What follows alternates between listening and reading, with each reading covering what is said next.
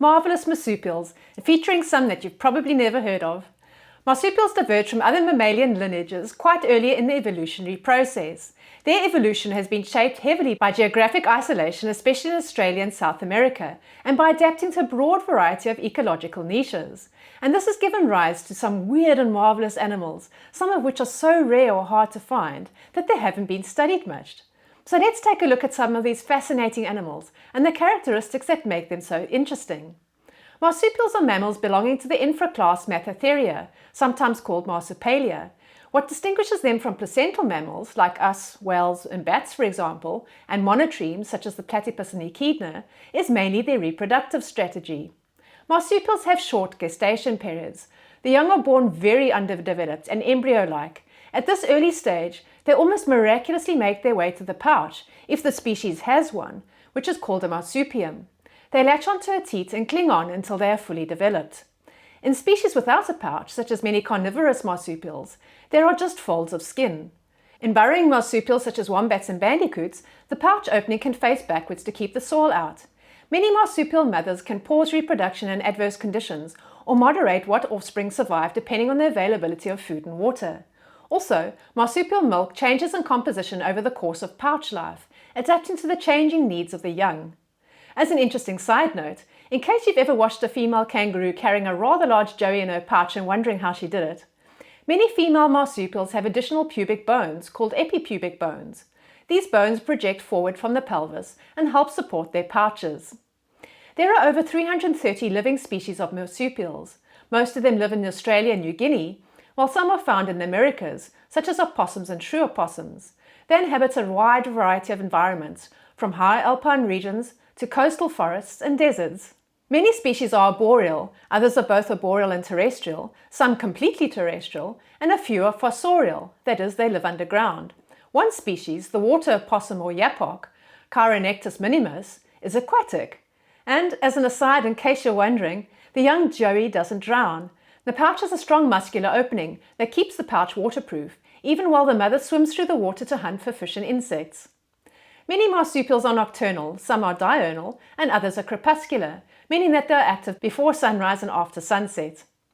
The largest living marsupial is the red kangaroo, Macropus rufus. The males grow to about 2 meters or 6.5 feet in height, or 3 meters or 10 feet from their noses to the tips of their tail. They weigh up to 90 kilograms or 200 pounds. And the smallest marsupials are the planigales, sometimes called marsupial mice, although of course they're not mice at all. The long-tailed planigales, Planigalian grammy, is barely 12 centimeters or 4.5 inches in length. While most marsupials are herbivores, some are carnivores, including the Tasmanian devil, quolls, numbats, dunnarts and antechinus. The numbats have long sticky tongues to lap up their termite food. They do not have proper teeth, but have short pegs to grind the termites. They are born with short, stubby noses to access their mother's teat.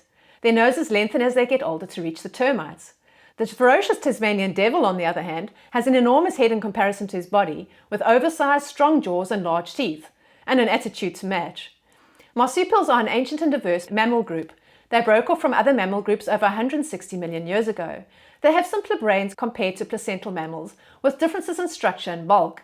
Most notably, a marsupial brain lacks a corpus callosum, a thick bundle of nerve fibers in the placental brain that connects the two cerebral halves. Its primary function is communication and the transfer of information between the two hemispheres. This is essential for coordinated brain function, higher cognitive processes, and sensory integration. The marsupial brain is also smaller relative to overall body size. For example, a quoll has about half as much brain tissue as a placental cat for the same skull size. So marsupial behavior differs somewhat from that of placentals.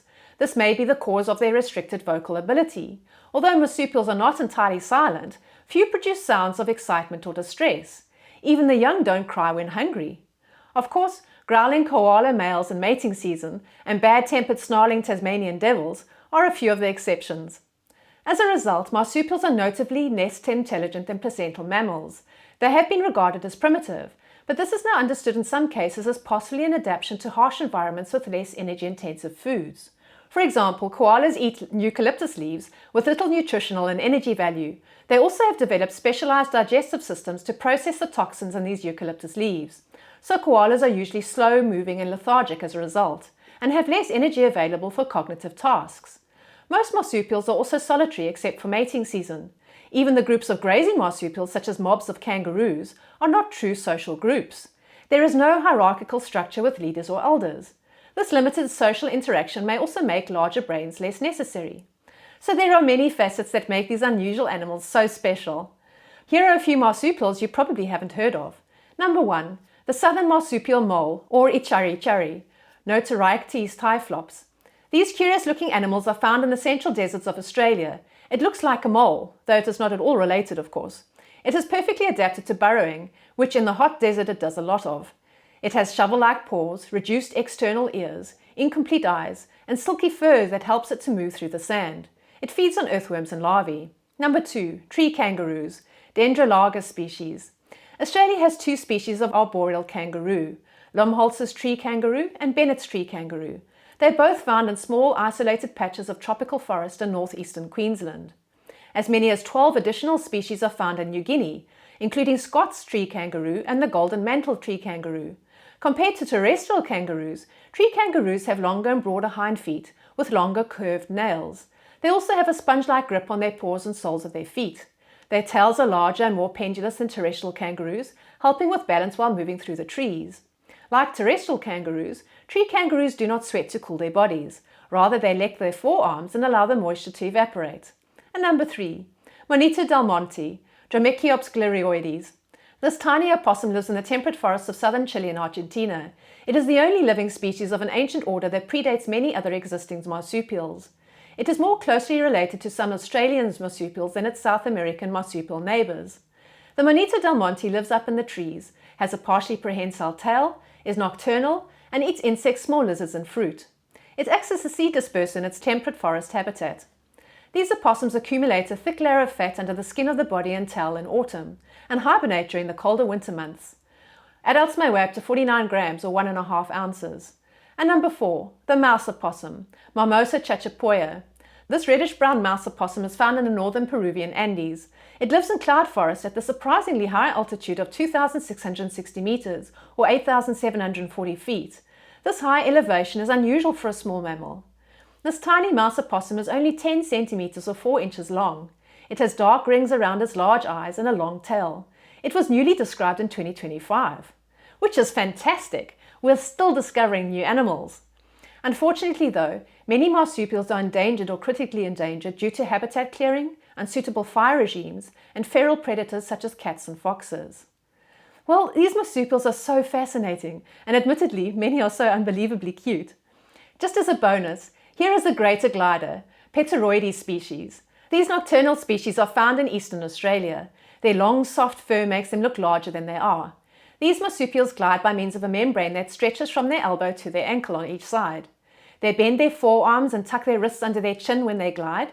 This is similar to their cousin, the feather-tailed glider, Acrobates pygmaeus, who also has flying membranes from elbow to ankle. The feather-tail or pygmy glider is the smallest gliding animal in the world, at just 12 grams.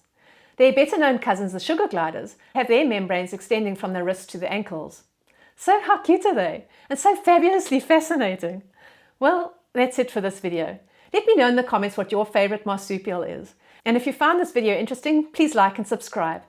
Also, if you like fascinating animal topics, then take a look at why some animals keep evolving into anteaters. I'll leave a link to the video up here and down in the description. Until next time, enjoy!